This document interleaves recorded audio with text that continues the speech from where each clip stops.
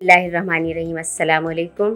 2 minute की recipe में इस वक्त मैं लेकर आई हूँ आपके लिए पुलाव मसाला बनाने की तरकीब। इसके लिए हमने सफ़ेद ज़ीरा लिया है 3 टेबल स्पून भर के, 3 बड़ी इलायची हैं, 10 छोटी इलायचीज़ हैं और 7-8 स्टिक्स हैं।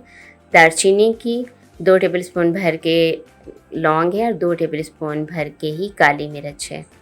इनको सबको हम इकट्ठा ग्राइंड कर लेंगे मिक्सर में डाल के।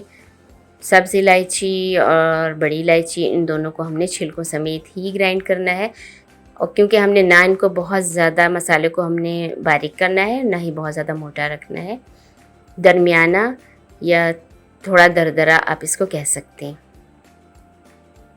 जितनी देर मैं ये मसाला ग्राइंड करती हूँ सिर्फ चंद सेकंड लगेंगे।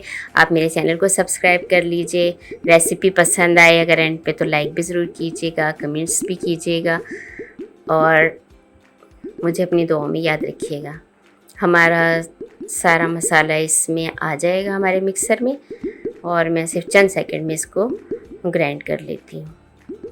इस तरह के मसाला जात चाहे होटल के शेफ़ हों या घर में कुकिंग करने वाली ख़वातीन, दोनों की कुकिंग को आसान भी बनाती हैं और ज़्यादा जायका होता है इनमें और टाइम भी बहुत बच जाता है। मसाला हमारा तैयार हो गया है। नहायत खुशबूदार पुलाव मसाला तैयार है। 500 ग्राम्स अगर आपने राइस रखने हैं पुलाव के, तो आप उसमें 2 टेबल स्पून भर के ये मसाला ऐड कर दें। इसके साथ फिर आपने दूसरा गरम मसाला नहीं डालना। अगर आपने 1 केजी चावल बनाने हैं तो फिर आप इसमें 3 टेबल स्पून भर के डाल दीजिए। रेसिपी कैसी लगी मुझे ज़रूर बताइएगा। दुआओं में याद रखिएगा। खुश रखें, खुश रहें। अल्लाह हाफिज़।